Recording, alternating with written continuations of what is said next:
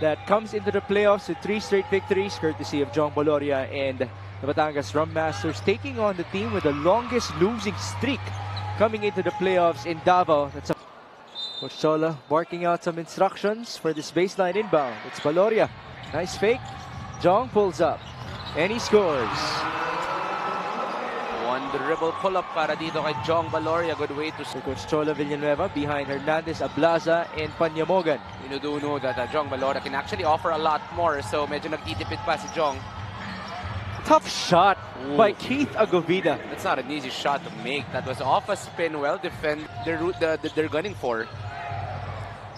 Here's an option off of the baseline inbound. Jong Baloria off the glass and in. Jong Baloria is a gifted scorer. Pressure defense by the third quarter for Batangas City. That's when they will have their runs. Coach Chola hasn't been too happy about it because he wants better starts. And this is exactly what he's been wishing for. It ended up with Sarangay. And here's JK Casino. Mactalio is about to check in for the first time. A 3 for Arth. That's good. Good run down the middle para dito kay Art de la Cruz. He saw the rebound. Custodio. Forward pass. Mactalio on the receive. How about that footwork? You just see the skill of Mactalio when it comes to scoring. He got that. Mactalio having his life easier working with Bonbon, but on the other end, there's the answer from Philip Panyamogan. Will always be home. Defender on the court of Batangas in Oni Larim. Talio going to Lalata, 5 seconds. Chris will shoot, and he scores. You know, this guy is known for his athleticism, but this guy can stretch out the floor. Panyamogan attacking with 3 seconds. He's fouled. Basket and one. Davao was not aware of the time. They went on to try and pressure. Itong si Philip Panyamogan. Too low there for Baila. And here's back Talio on the recovery. Talio zigzagging and feeding. How about that elevation by Chris Lalata? You know, this guy is long. This guy can really jump high. Mayang Filipino. The drive in the miss by Levy. Recovery for Mark Cruz. A lot of offensive rebounds para dito sa Batangas, giving them second chance opportunities. Kung pinapractice nila yan dito sa Batangas. If there's one thing that we can be sure of, is that they practice hard work. Yes. As Levy Hernandez scores off the glass and in. Hard. Our usual point guards here in the MPBL, so this is going to be a really good matchup between the two of them. Another setup for Levy Hernandez. Third three-pointer made para dito kay Levy Hernandez. This is Coach Cholo's game plan, and just stay composed the whole game and not get too emotional, and just play team basketball. And I'm sure we'll get the win tonight. Thank you so much, RJ. Balik sa inyo, Megs and Coach Juanito. Cholo, it takes a lot of years, a lot of months for you to be able to master it. But so far, it's still been working. Kung kaya pa naman itong mga core ng Batangas just like that, then there is no reason to change para sa Batangas City. To move on, 26-18, De La Cruz spins, and Arth will score. Individually, we see the capabilities para sa Davao. Ablaza turning around. Good defense by Agovida. Onto Ambo. Nice fake, and Amboluto will score. You know, they already have 28 points here in the game, but this season for Batangas, it's their fast break scoring. They only average 11 points per game in that category. Good for second to the last in the MPBL. In this game, they have 3. Is actually known for stealing the ball, number 3 in the league, averaging 9 per game. And that's why they have a lot of points off of turnovers. They're number 6 in the league. That two-man game working well right there in Talio and De La Cruz. The result, a baseline inbound for CJ Isit. They go to Ambo. John turning around, escaping and scoring. Not a lot of days do I see John Amboluto this aggressive. In the second quarter, Ochea went down and crashing down at that. This is Baloria leaning in and scoring. That's something that he needs to do. He's been looking for his teammate. And salute by Jong Baloria. De La Cruz, 5 on the shot clock. Hand off to Keith Agovida at the corner. That's a 3. Even with a off the handoff. Check that. It was only a 2-pointer apparently for Keith Agovida. 3 seconds to work with. A scramble, and it's John Amboluto scoring of all people.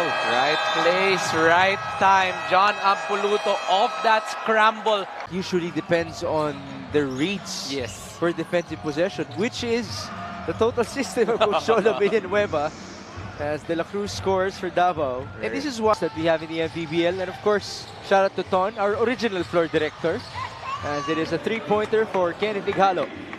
This is one guy that has to 9-point advantage for Batangas. It's a steal for Apinan, who feeds it off to his buddy instead of Laza. Every time someone is attacking para dito, Laza getting that benefit.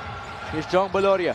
On to Apinan. One more feed. Same connection. Once again, we were just talking about it. The readiness of the Bigs to get those drop passes.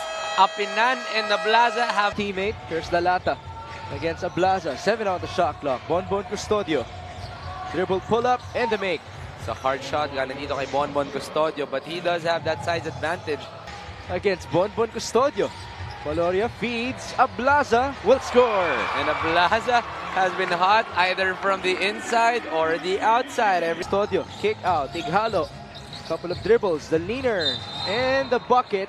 Poor closeout there by Don Ochea. The offense of Davao has 100% in all aspects. Coach Cholo Villanueva says that they still played tune-up games so as not to lose the rhythm. Para nga daw walang kalawang, and during their break before this game, they were all 7:34. Levy Hernandez for 3. inside, outside, the offense has been smooth. Marami ng best players si Batangas, but I've never seen them celebrate as much as when John Ambuluto got that player of the game honor in their last game. Relatively quiet is Mac Talio, only 5 points here in this ball game. Recovery for Batangas. And it's Philip Panyamogan left wide open. Home court advantage. That's a third three-pointer whenever they are playing here in this Coliseum. Panyamogan has 8. Talio answers back. Now this guy is getting hot. Itong si Mac Talio, that's back-to-back threes. So Levy once again. He got it back.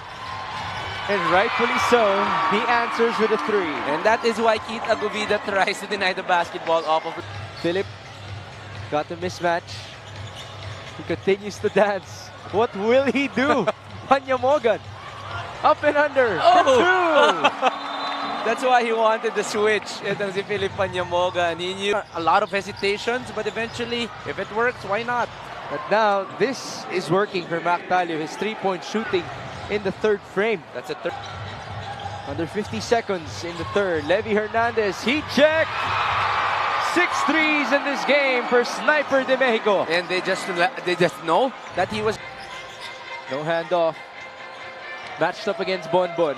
Panyamogan, step back, and the make. All of the one-on-one plays by Philip Panyamogan has been working from a step back to an up. Panyamogan, forward, Ambuluto down the middle. He scores again. You know, with this crowd, pati ako na-excite na paghawak ni John Ambuluto yung bola. And once again, you see the reaction, the hugs. In the previous offensive possession of Davao, here's the counter, Apinan, feet work. Good up and under play para dito kay Dexter Apinan. Game 1 victory for Batangas. But then again, stranger things have happened in our campaign. Levy Hernandez, 7 3-pointer. Doesn't even seem like he was out for a full month for that guy who can be the instant scorer para sa Batangas. But turns out it was just off the bench. He was just injured for a month, and now Levy Hernandez back contributing big time para dito sa Batangas. It's a very interesting dynamic for Batangas, which already has its score 4, including those 2. And now it's Ablaza returning the favor to Jexter. You know, the system of Coach Cholo will always be on reads, and that was the perfect read coming from Sed Ablaza. That's the 3rd assist of Sed, and 7 points for Apinan as Vida's on the floor. Custodio able to score. Basketball just comes so easy para dito kay Bonbon Custodio. You close. Brought to you by GameX. GameX Sports, the official online basketball and partner of the MPBL. Basta ending GameX. De La Cruz inside. Nice feed onto Agovida. This is a 2-possession ball game in the last 1 and 50. Coach Ablaza back to Baloria. 10 seconds to work with. Porter, spinaroo, and the bucket. That's why he's there for a reason, to add options on their offense. Getting Ablaza, and that should do it. Well, Davao fouled. Instead, it's a 2 for Oni Larim.